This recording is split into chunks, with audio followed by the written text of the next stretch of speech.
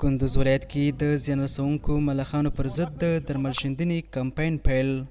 دغه کمپاین د دغه ولایت په ابدان دښته کې پیل شو چې له مخې به یې دغه ولایت کې ټول مضر ملخان له منځه ویوړل شي.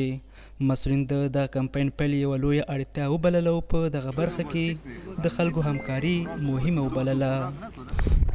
کمپانی امروزی ما کمپانی مجادله بر علیه ملخ است که تقریبا بر فعلا 5 ولسوالی سرویس شده است که ولسوالی امام صاحب است، ولسوالی ارچی است، ولسوالی اختاش است، چهاردره و قلعه زال است و در اینجا ما 6 گروه عملیاتی داریم که هر گروه ما متشکل از 10 نفر هستند.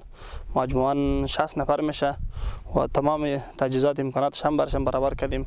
مدتش تا زمانی که ملخ وجود داره و این مشکلات هست مجادله هم امرشان ادامه داشته باشه انشالله.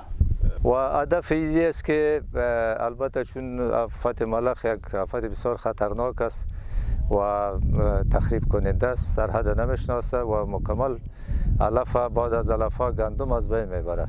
اگر این مجادله نشوه امکان قاطی و قیمتی در کشور به وجود بیاید. بنابراین به این خاطر اما سالم امسال در حدود 50-60 هزار لیتر دوا تدارک کردیم و او را به تمام ولایت‌ها انتقال دادیم.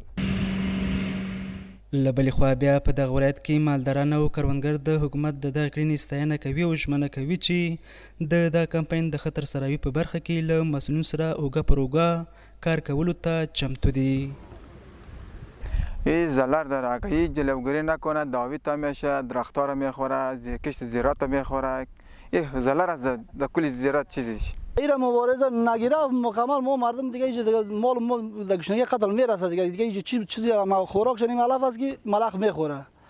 اگر ایرا دامگیرگی نکنه دیگه ایرا خورده میره دیگه باقی چیزی نمیمونه جا. د یادونې ده چې دا کمپاین د کندوز مرکز سربیره د دغه ولایت په ټولو ولسوالیو کې پیل شو، تر هغې به دوام وکړي تر څو چې دغه ولایت کې په ټولیزه توګه د مضرو ملخانو ګواښ له منځه نه وي تللی.